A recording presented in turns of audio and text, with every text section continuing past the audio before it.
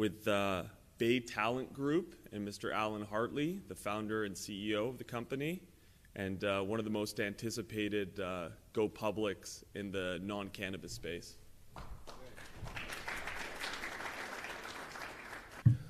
Good morning, and thanks for coming. I want to thank Kia and Gravitas for putting this on and giving me an opportunity to speak. What I'd like to do is start off by telling you who I am, what my little bit of my history, what we're trying to do, and why I'm even standing in front of you. I started my career in 1983 with Robert Half, which is the largest professional staffing company in the world. They do about $6 billion. We were the #1 group out of Boston, Massachusetts, where I live, and did that from '83 to '89.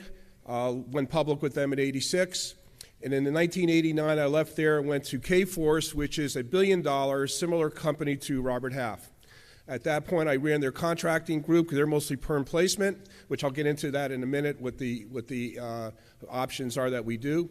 And then I left there in 1995, 1996, and started a company called Creative Financial Staffing, where I put staffing inside CPA firms all around the world.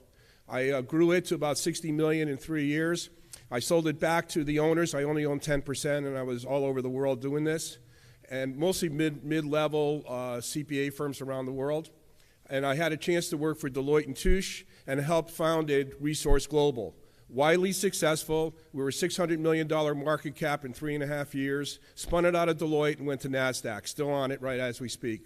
After we went public, I had a few dollars in my pocket, just became a consultant in the industry. This is around the 2000 time, and did things like help $2 billion companies, Safarian and Narell, merge, helped Allegis, which is a $3 billion company, get into the accounting, staffing space, and I did different things like that. I recognized that I needed to get back to, I missed going back to work, just being a consultant wasn't really cutting it. My golf game wasn't getting any better. So I figured I'm not going to join the PGA Tour. So I started a company called Accountabilities in 2005. I took it public in 2008, and I sold it in 2011. At that point, a private equity company in New York City called me and asked me to do the same thing as they take all their portfolios public. So I started a company with them called Staffing 360, more global than the United States based, as I did in Accountabilities. And we took it up to 120 million, merged in, did a reverse merger into a NASDAQ company, STAF is the symbol, and did that for about 4 or 5 years, and then left there about 4 years ago, because again, they wanted to get into light industrial, things that blue collar that I didn't really want to get into.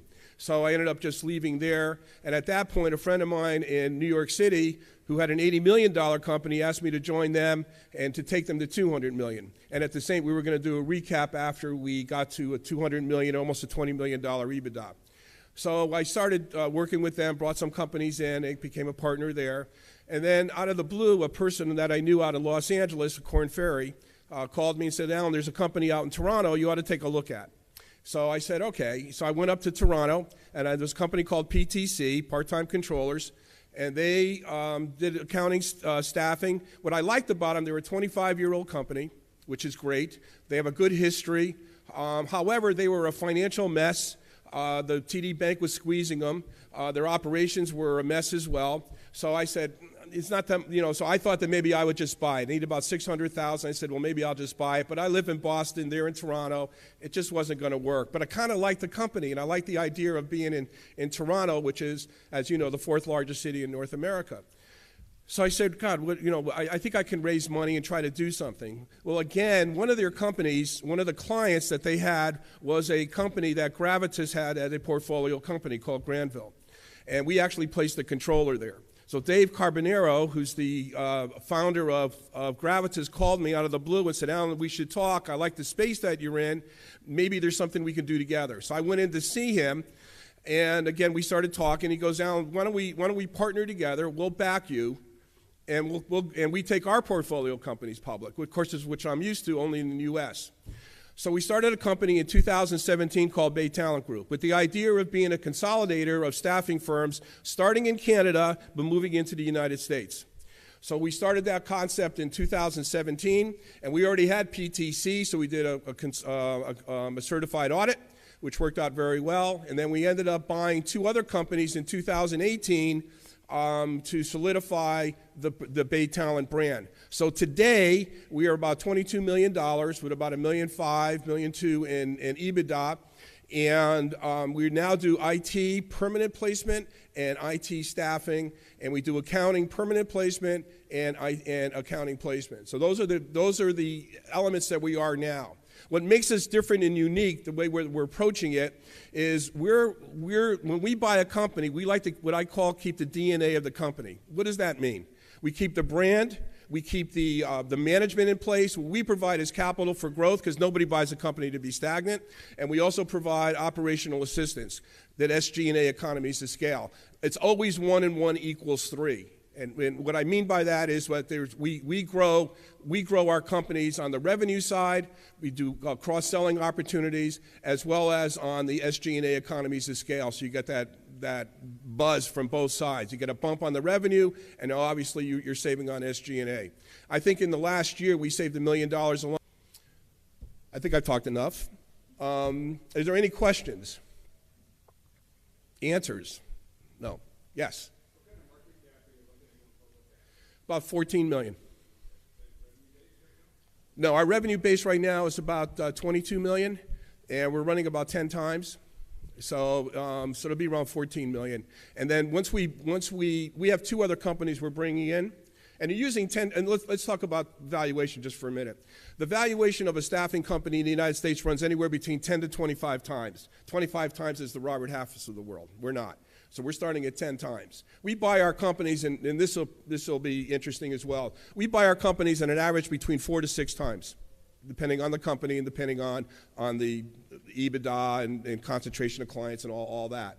So we get that arbitrage, what we buy our company for, 2 to 10 times. So that you get a kick. There's a right way of going public. That's one of the things that excite me about going public. Plus, I like the transparency of going public. There's no bullshit. This is what it is. Right? You know what's good about our business as well?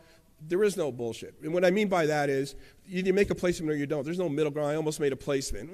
You almost got paid. It's just we're very commission orientated, and our whole business is geared towards that. They're all type A guys. They're all type A people, and they're all just pushing really hard to get placements done. But we want to do the placements in a cohesive manner, and that's the key. Keep them as a team. But to go to your question on that, it really becomes it's 10 times. Once we bring in these other 2, we'll be close to a $4 million EBITDA. So at the end of a period of time, when we buy those other companies, we'll be close to a $40 million, $45 million market cap. So as soon as we go public, we already got these 2 companies lined up, which will get me to that $4 million EBITDA. We're raising right now about 5-6 million.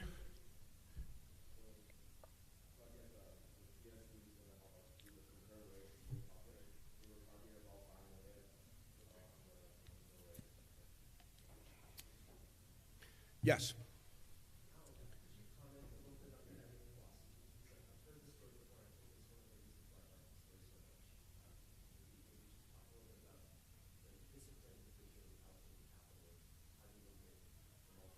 Yeah, the way that we buy our companies is really, I started to talk a little bit about it, is we place a multiple on the adjusted EBITDA. And the adjusted EBITDA goes anywhere between 4 to 6 times. And the way that we buy our companies, we typically buy our companies with 50% down on cash, and the rest of it between an earnout, which is usually a percentage of gross margin. And gross margin in our business is bill rate minus payroll burdens on the contract side, and on the perm placement side, it's a straight fee because there's no cost of sales against that. So that's your gross margin total, and we usually typically give a percentage of that total to the owner that we're buying, and we also get them with some stock. It's usually a 3 to 5 year contract, depending on the person that we're bringing in. And that typically is what we do. It's not, I didn't make this up. I mean, this is what our industry commands. And I've been buying companies a long, long time. So anyway, so that's typically the way that we buy companies. We want the owner engaged. I don't really want to buy an owner that wants to retire unless I have a good number 2 guy that's behind that person. And then our job really is integration. As you know, if anybody's done M&A, integration's key. So we have some really strong accounting people and administrative people back in Toronto that'll help us on the Canadian side to make sure we're all on the same database, make sure everybody's on the same invoicing, everybody's doing the same payroll, everybody's paying bills, the accounts payable is done the same way. So we have complete control on that. And then once we go into the United States, I'm going to duplicate that or replicate that actually in the United States, probably in Boston. So we'll have two organizations with a CFO on top of that to combine the United States venture as well as to Canadian. Anything else? Okay. Thanks a lot.